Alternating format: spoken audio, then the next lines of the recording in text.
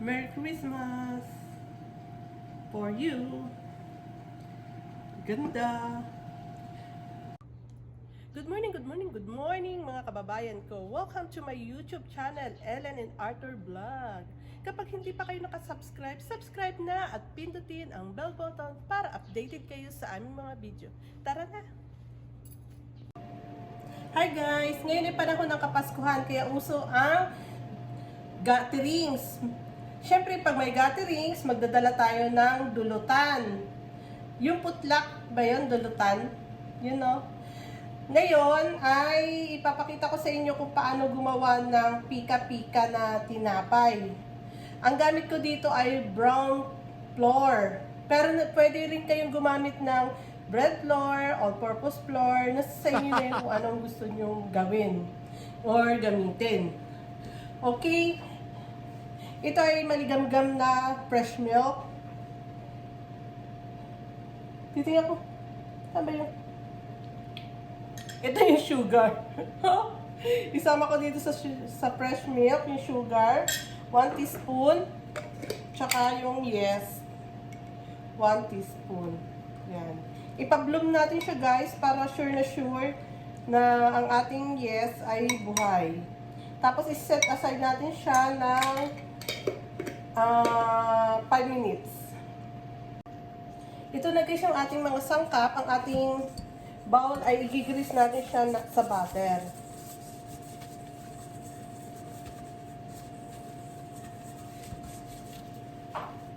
Ang gagawin po natin guys ay turkey roll. Turkey roll. 2 cups of flour.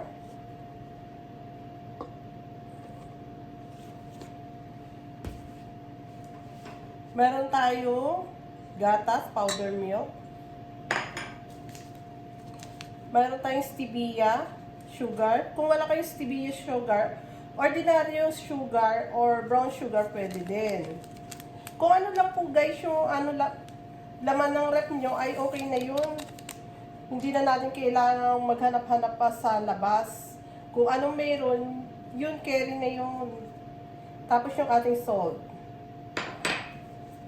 Tapos haluin natin.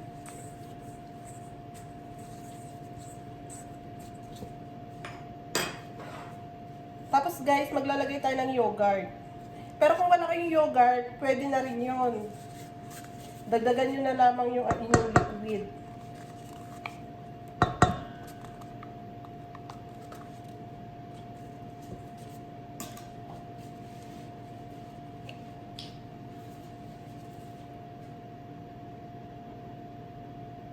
Tapos vanilla essence.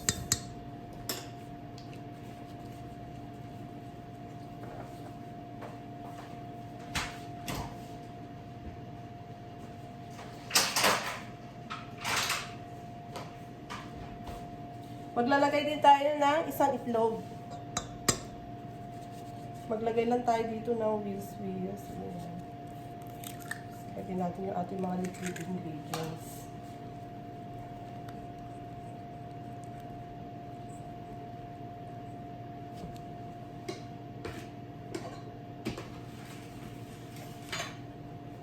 Ngayon guys, nakita nyo yan, yung ating yeast ay nagbubbles. Ayan, nakita nyo. Yan, buhay po siya. Pag hindi na siya nagbubbles, so ulitin nyo ulit ang procedure o kaya bibili na kayo ng bagong yeast. Mayroon akong tip para hindi mamatay yung yeast nyo.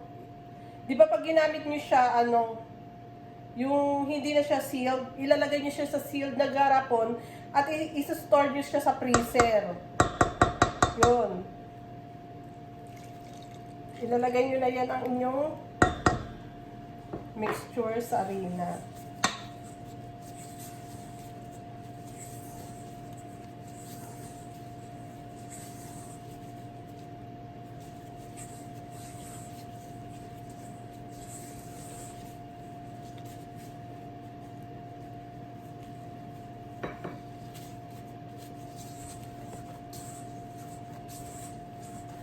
Kapag may masahan kayo, pwede nyo masahin para hindi na kayo mahihirapan, pero pwede ring kamay, ang inyong mga braso, ganon, workout ba?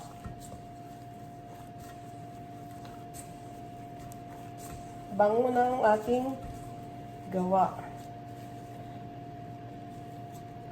O, dahil may machine naman tayo at para mabilis, imamachine ko na ito, guys.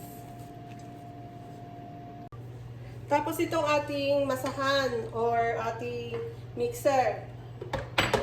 Make sure nyo na nakaseal talaga yan lahat at delikado. Ito ang tawag dito ay pedal paddle. Nalimutan ko na. Yan. Make sure na yung paddle natin ay nakaano talaga, hindi na tumatalsik ha. Tsaka yung mga kamay natin, ingatan natin dahil dalawa lang yan. O, tapos, ganun. Tapos, number 1 muna dito.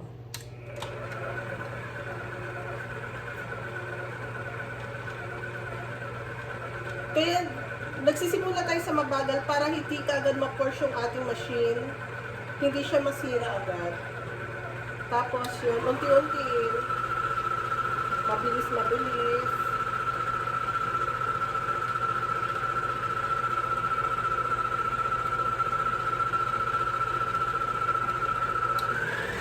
Bilisan na natin ang bilis.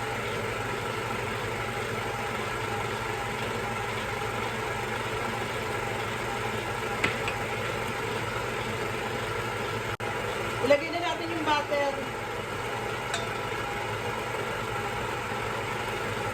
At paikutin na 20 minutes.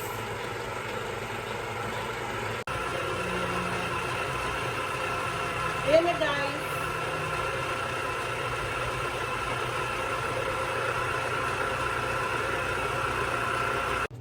Okay guys, after 20 minutes, stop na natin yon, tapos lagyan na natin ng langis.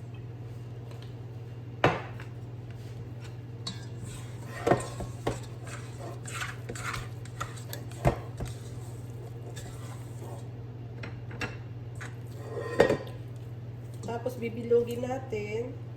Ayan guys, ang kinis. Ang kinis ng ating dough. Tapos, i-rest natin siya ng 1 hour. Until mag-double ang kanyang size. Ang tawag pala dito ay pedal attachment. Ayun, naalala ko na.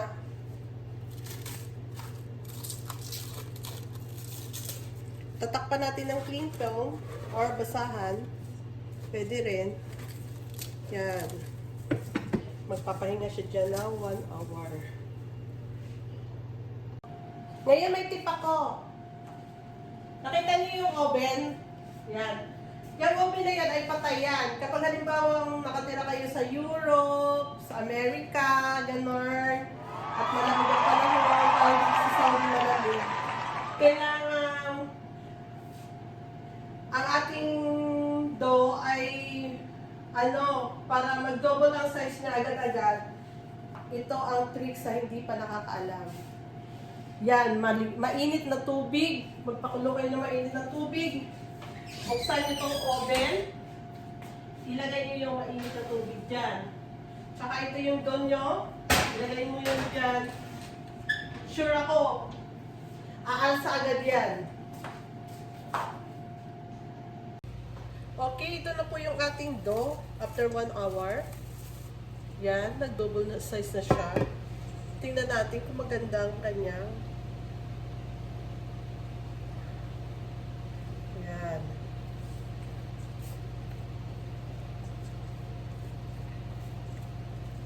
Ganyan na po siya.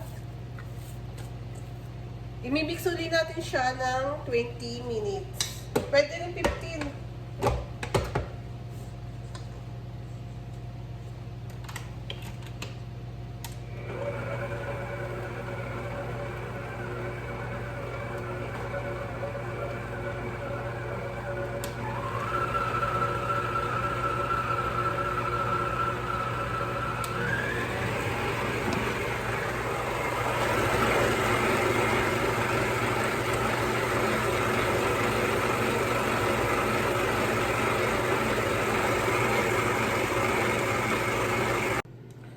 Okay. Ito na po yung dough natin. Na-mix natin ito 20 minutes. Ipo-form na po natin siya ng form na gusto natin. May palaman po tayong smoked turkey. Slice yung breast. Tsaka may cheese squares.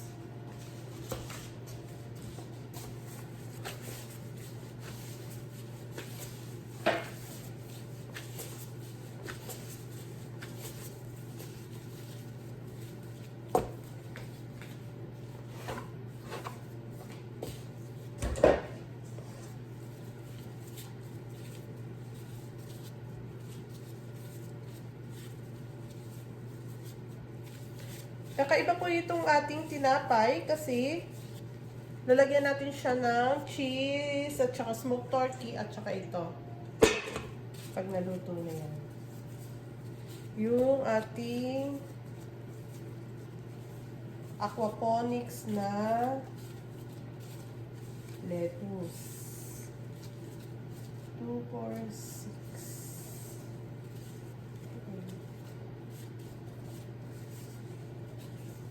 2, 4, 6, 8, 10. Nagawa tayo ng 12 sila.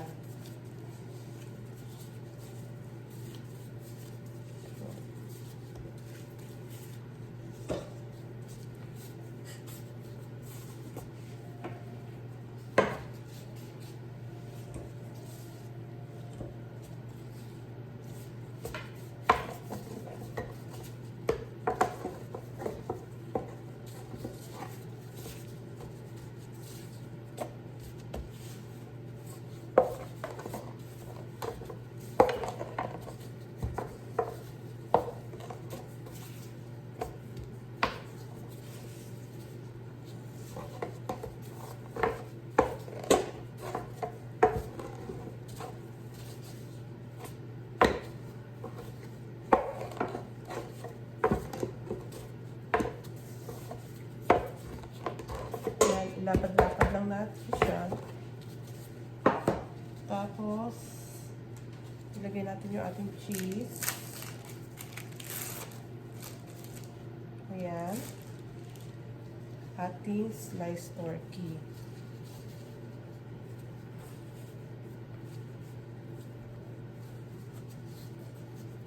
Tapos, i-roll natin siya. Ayan.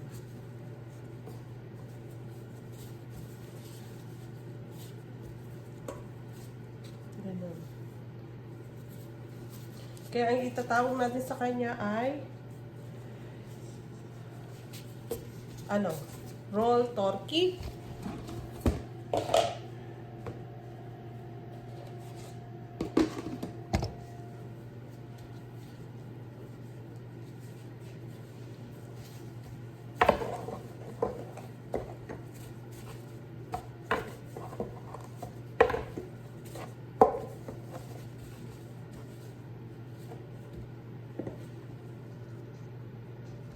Ito na guys, ang ginawa ko. I-rest natin siya ng half hour or until mag-double ang kanyang size. Ito na guys ang itlog na dilaw natin. Lalagyan lang natin konting tubig, ay ng fresh milk at batilin. Yun ang ilalagay natin sa ibabaw ng ating tinapay. Para pag naluto siya, maganda ang kanyang ang kulay sa ibabaw. Ito na guys yung ating tinapay. Yan ang ating turkey roll with cheese. Nakakasosyal. Yan. Nilagyan na natin.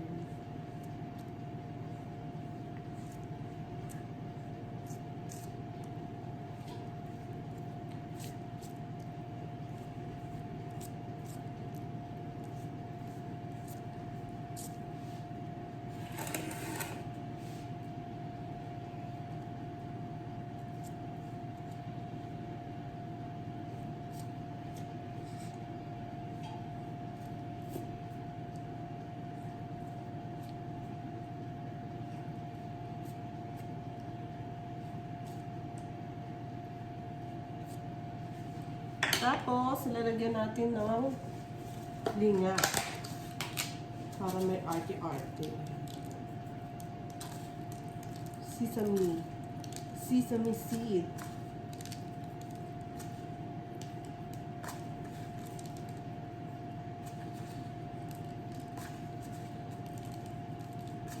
Tapos, isasarang natin siya sa preheated oven natin ng 170 degrees sa 20 minutes. Yan ang ating turkey roll. Isasala na natin siya sa gitna. 20 minutes. Tik-tak, tik-tak. Ano pa yung gawa ko? Try ko pa yung isa. Uy, ang lambot. Grabe, ang lambot. O, see?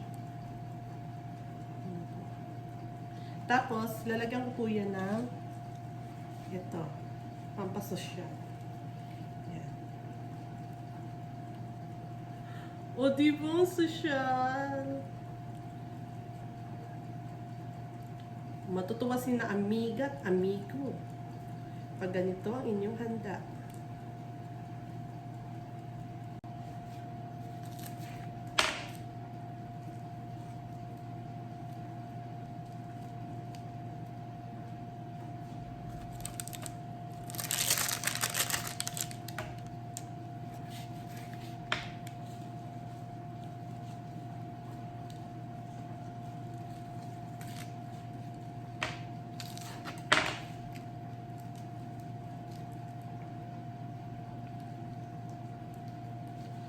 Tapos ganito pang pagkain.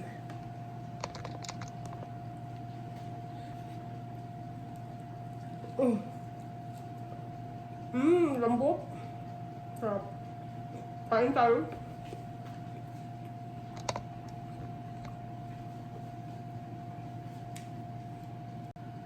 Merry Christmas for you. Ganda.